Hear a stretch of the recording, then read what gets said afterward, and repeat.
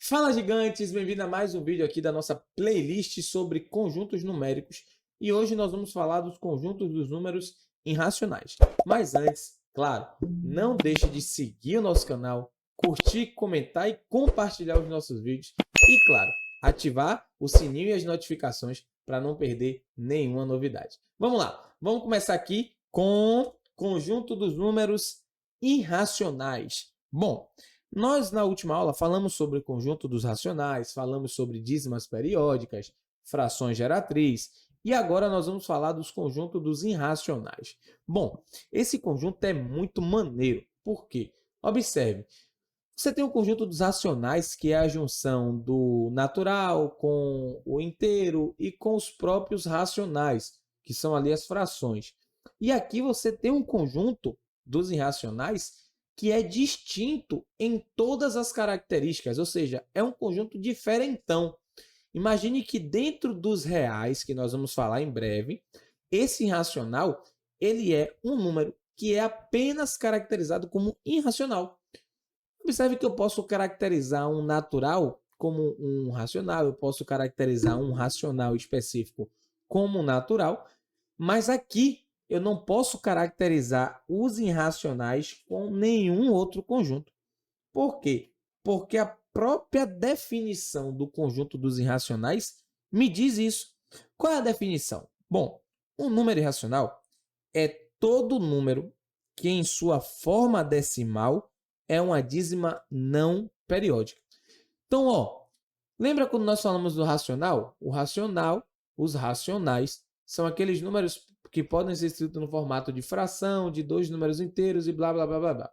Bom, aqui, imagine que todos aqueles racionais, nenhum se encaixa nessa definição. Para que o número seja irracional, ele deve ser não periódico. Ou seja, se ele deve ser não periódico, obrigatoriamente ele deve ser uma dízima, que nesse caso não é periódica.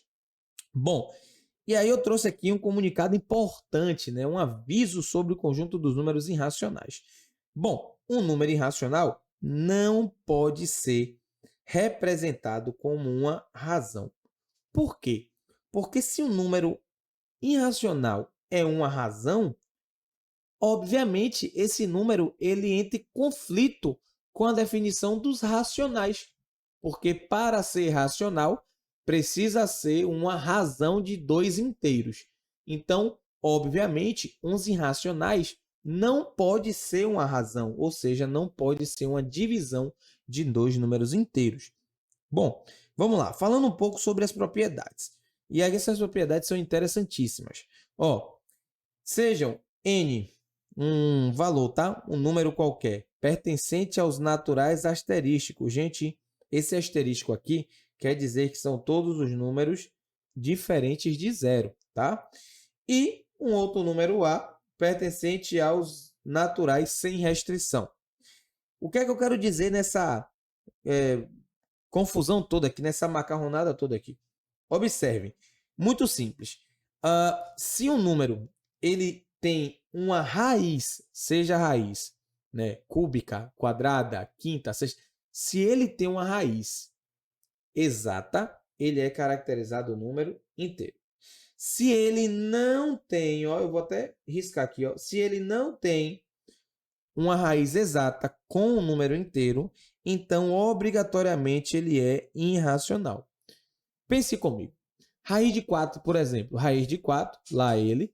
Raiz de 4 é 2. Show. Raiz quadrada, tá? 2 vezes 2, 4. Beleza.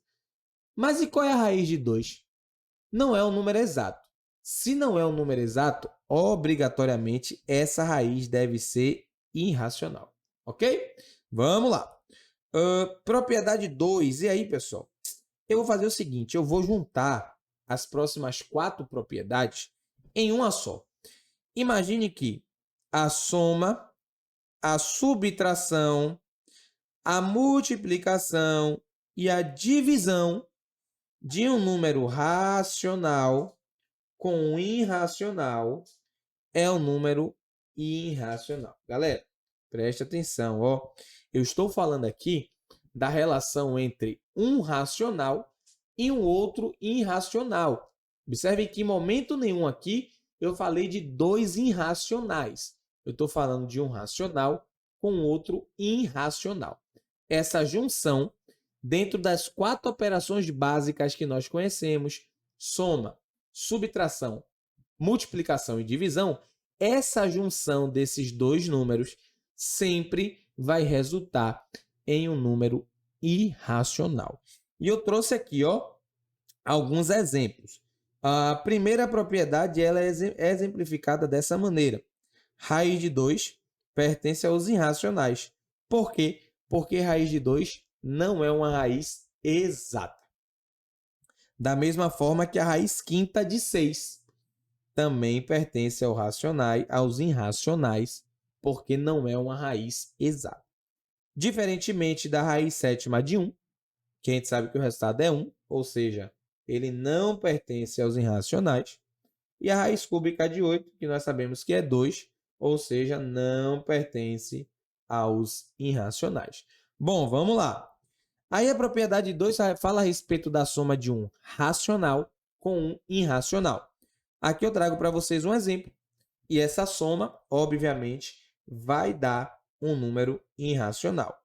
Da mesma forma que eu trago para vocês a subtração. Essa subtração vai dar um número irracional. Trouxe o produto de um racional com um irracional e, obviamente, esse produto também é irracional. Da mesma forma, a divisão. Eu trouxe a divisão de um racional com um irracional e essa divisão vai ser irracional. Galera, como bônus, eu vou trazer uma parada importante aqui para vocês. Observe comigo. Se eu multiplicar dois irracionais, ou seja, eu vou pegar aqui um exemplo, raiz de 6 vezes raiz de 2. Concorda que esses dois aqui são irracionais? A multiplicação de dois irracionais sempre vai dar um número irracional? Ah, professor, vai. Aí você acabou de dar um exemplo. Beleza. Aqui vai dar uma raiz de 12. Raiz de 12 é exata? Não é exata. É uma dízima não periódica? Sim. Então, aqui é um número irracional. Bom, isso é regra? Não. Isso não é regra. Por quê? Porque eu posso fazer esse exemplo aqui. Raiz de 2 vezes raiz de 2. Dois números irracionais? Sim. Esses dois números vão resultar em uma raiz exata, que por sua vez é classificada como números racionais. Ok? Gigantes, essa foi a nossa aula sobre números irracionais. Mas, a próxima é sobre números reais e você não pode perder. Nós já estamos acabando a nossa playlist completa de conjuntos numéricos. É isso e vem com a